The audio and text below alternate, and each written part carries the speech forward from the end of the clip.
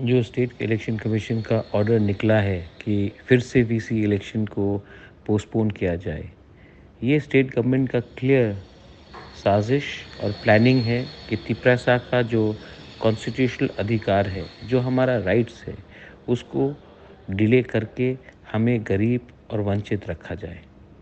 कब तक हम लोग चुप रहेंगे? कब तक तिपरासा चुप बैठेगा? वीसी इलेक्शन आपने नहीं कराया, लेकिन आपने म्यूनिसिपल इलेक्शन कराया, आपने बाई इलेक्शन कराया। सिर्फ तिपरासा एरिया में तिपरा मोथा से चैलेंज करने से डर के आप वजह निकाल के, रीज़न निकाल के आप इलेक्शन को डिले कर रहे हो।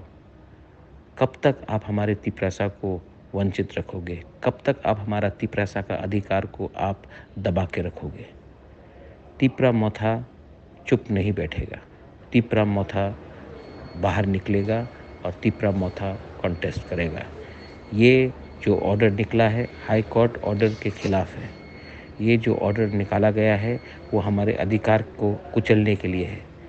तिपरा मोथा तिपरासा चुप नहीं बैठेगा।